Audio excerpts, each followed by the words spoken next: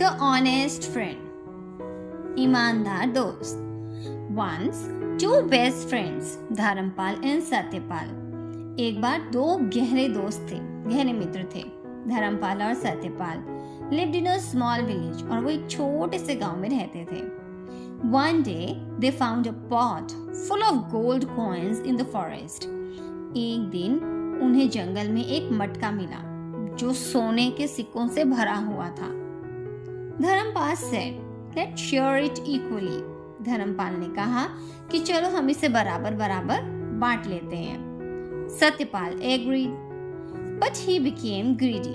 सत्यपाल राजी हो गया, लेकिन उसके मन में थोड़ा सा लालच भी आ गया. That night, Satyapal took the pot secretly and hid it in his house. उस रात सत्यपाल ने उस मटके को चुपके से चुरा लिया और अपने घर में छुपा दिया.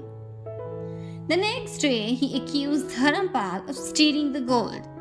अगली सुबह उसने धर्मपाल पे ये इल्जाम लगाया कि मटका उसने चुरा लिया. The villagers took the matter to the king. गांव वाले इस मामले को राजा के पास ले गए. The king listened to both of them. राजा ने दोनों की बात को बहुत ध्यान से सुना. A wise minister have an idea. वहीं राजा के दरबार में एक मंत्री था जिसने राजा से कहा कि राजा जी मेरे पास एक आइडिया है.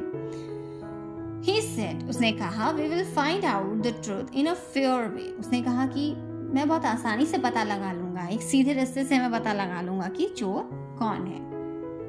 This tree knows the truth. Whoever stole the gold, touch this tree. The tree will dry up immediately. उस मंत्री ने कहा कि ये जो पेड़ है वो जानता है कि चोर कौन है और जो असली चोर होगा वो इस पेड़ को जैसे ही हाथ लगाएगा तो ये पेड़ जो है वो एकदम से सूख जाएगा. Everyone agreed to his plan. और जो जितने भी लोग थे जो दरबार में बैठे थे वो सब राजी हो गए उसकी इस प्लान के लिए. Dharmpal went first and touched the tree without any fear. सबसे पहले धर्मपाल गया और उसने उस पेड़ को बिना किसी डर के छू दिया. The tree stayed the same. और जो पेड़ था वो वैसा का वैसा ही खड़ा रहा, मतलब वो बिल्कुल भी सूखा नहीं. When Satyapal turn came, he became nervous and refused to touch the tree. अब जब सत्यपाल की बारी आई तो वो थोड़ा सा नर्वस हो गया, डरने लग गया और उसने उस पेड़ को छूने से मना कर दिया. If you were innocent, you would not be afraid. उस मंत्री ने कहा कि अगर तुम इनोसेंट हो, मतलब अगर तुम निर्दोष हो तो तुम डर क्यों रहे हो पेड़ को छूने में. The minister understood that Satyapal was a thief. अब वो मंत्री समझ गया कि सत्यपाल ही असली चोर है. Everyone knew the truth now. और सब जान गए कि असली चोर सत्यपाल है. Satyapal accepted his mistake and returned the gold.